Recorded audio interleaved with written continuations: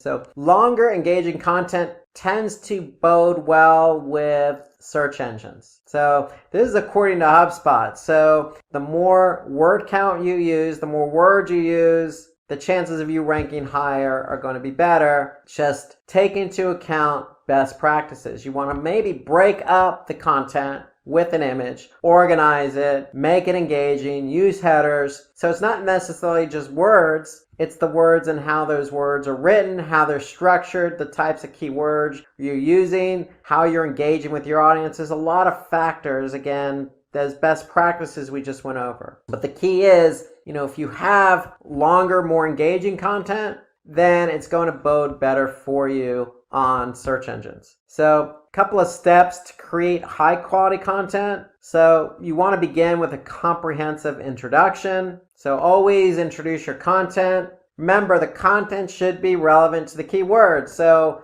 if you're choosing keywords in your keyword research, think about answering that question. If somebody's typing in bread recipes, maybe they're looking for banana bread recipes. How to make the best banana bread, or how to make banana bread using dried figs. We want to be able to align our content with that keyword naturally. You want to create a title that's worthy, that's click-worthy. So remember, if you're in Google search and you're doing search for something simple like bread recipes, we want to make something that's going to be, engaging for somebody to click on, like easy perfect yeast bread or easy crusty French bread, or something that's going to be engaging. The best bread recipes, or how to make the best homemade bread.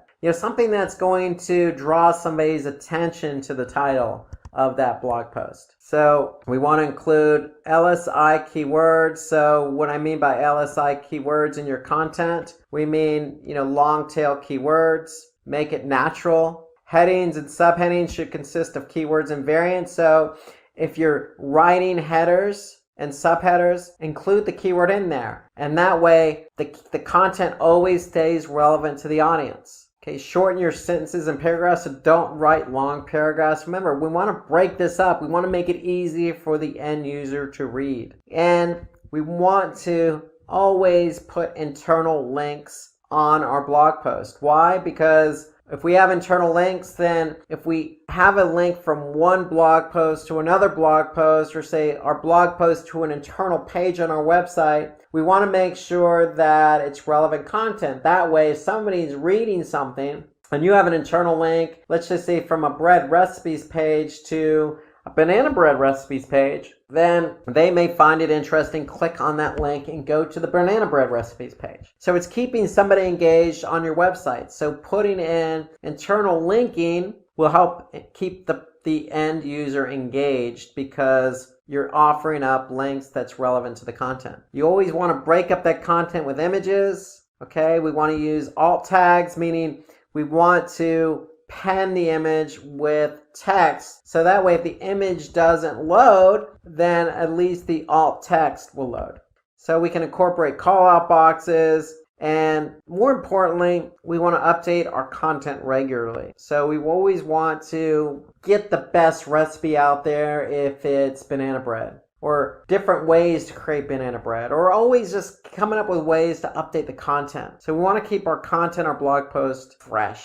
And then we want to include a CTA, call to action. If we include a call to action, then that's going to keep somebody engaged and have them act on your content. So these are steps to creating high quality content. And so let's look at an example here. And this is a 3-month-old post on BuzzFeed. And it's 21 pictures that restore your faith in humanity. So it has a lot of likes, a lot of tweets, and that means it's engaged. People are engaged when reading that. And so if we go and look at it as an example, we could see it on BuzzFeed here, 21 pictures that will restore your faith in humanity. So this was written back in 2012. Again, a lot of engagement. But if we look at it, we can see immediately that it's taking into account third-party sources. It's got some content, it's got images, it's being broken up by images. We could see there's call to actions on there in the form of social, so people can go ahead and share it if they like it. Okay. It includes videos, it includes images, third-party sources. So it's a good post because, listen, it's engaging content. It's probably answering somebody's question about humanity. And we could see clearly that, look, there's a lot of different examples here from a lot of different sources, and we could take action on this content. So not just video, not just images, but text as well. And so it's very engaging, answers questions, takes into account the different types of content available. So this is a good post in that regard. So content's updated regularly, it's engaging, and it includes sources from high authority websites. Some do's and don'ts on the content. So take into account the best practices I mentioned about creating high quality content. Okay. Answer those questions that the end user wants to hear, because that likely is going to be their search. And so you want to be able to respond to the end user. That's part of creating high quality content. Different types of content, i.e. in the form of infographics or videos or text or images. You can add images from public domain sites. You can be relatable and use examples to clarify points, just like the BuzzFeed article. Simplify complex words. Don't use sophisticated language. Talk to your audience as if they were standing right in front of you. And use bullet points to exemplify your examples, your points. So some do's, the don'ts. Obviously, don't lift content. We don't want to lift content from another website. So that's plagiarism. So we want to have our own unique content. We also don't want to take images from other websites. And so if you do happen to find an image that works for your post and it's on somebody else's website, ideally that's not a good situation. But if you do happen to do that, then always give credit to the website.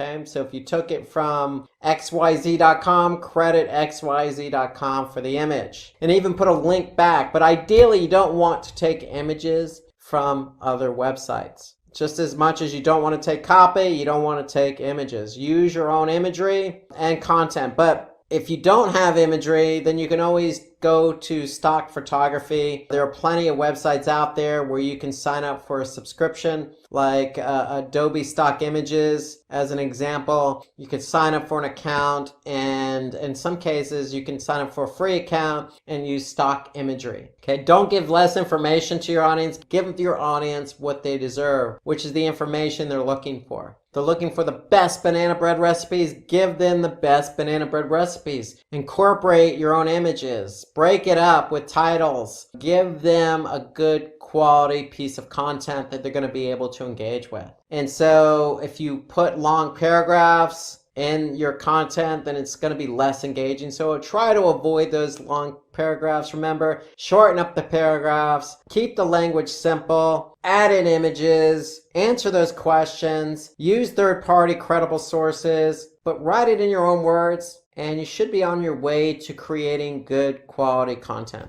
Okay, so now that we've talked about high quality content in order to get your pages ranked high on Google search, let's turn our attention to optimizing on-page elements and discuss some website level factors that are both going to help you rank high on Google search. So let's just do an overview of what we're talking about when we talk about on-page elements and website level factors. So optimizing on-page elements include a number of different things. But primarily, we're going to focus in on meta tags, also known as meta description tags, header tags, also known as title tags, and URLs. So those are just some of the on-page elements we want to be able to optimize using relevant keywords in order to rank high on Google search. We also want to take a look at some website factors that will affect our ranking on Google search. They include website architecture, having a secure website, having a sitemap, and taking a look at page speed. So all of those are some of the website factors we need to take into account in order to rank high on Google search. So title tag and meta description together are considered meta tags. So both play an important role in ranking high on Google. So we want to be able to write unique title and descriptions for each page on our website. When I say unique, that means the title and the meta description need to be different for every page on the website.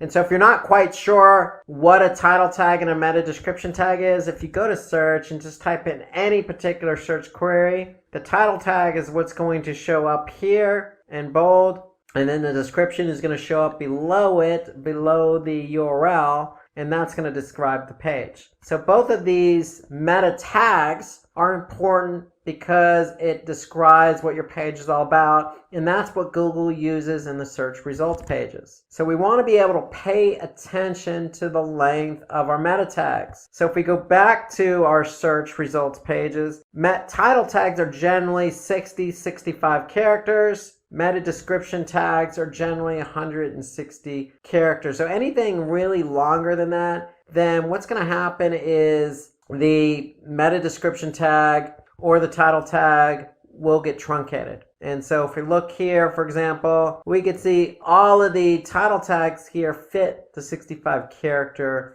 limit. But if you run over the character count on meta description, then Google is going to truncate the copy. So you want to stay within your parameters in order to avoid getting your content truncated. And so the other thing when we're writing title meta description tags, we want to minimize keyword repetition. So if we're optimizing for keyword, we don't want to necessarily just plug that keyword into the title tag and meta description multiple times. We want to make sure our title tags and meta descriptions are naturally written. So if somebody's typing for banana bread recipe with dried figs, we want to have a nice title tag and a description that is going to get somebody to respond based on their need. And so we definitely want to avoid keyword repetition, but we want to be able to use that keyword in the title tag. Because if you remember from the earlier segment, when we did the all-in title syntax to find out exactly how many competitors were using that particular keyword, well, we obviously want to use that keyword in the title tag because, again, the title tag is an important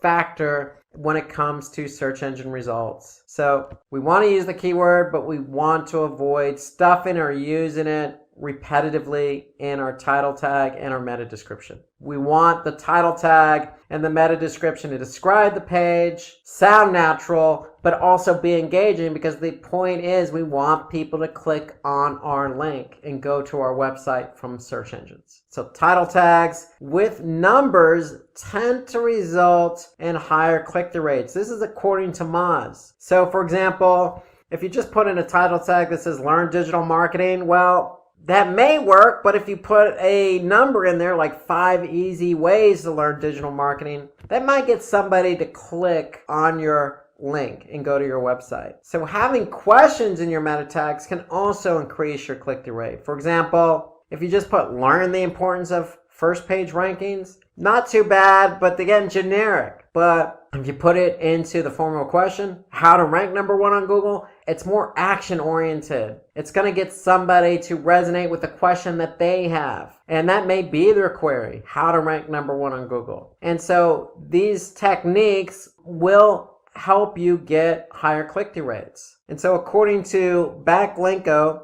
title tag with a keyword can improve site ranking. So remember, we want to include that keyword in the title tag. Even though we only have 65 characters, we want to include that keyword, but we want to avoid stuffing the keyword in there. We want to, again, make the title tag action-oriented, maybe with a number, maybe as a question, with the keyword in there once, naturally. Not easy to do, but that's the beauty of SEO. If you can follow these best practices and write a good title tag, then the chances of you improving in your search results are going to be greater.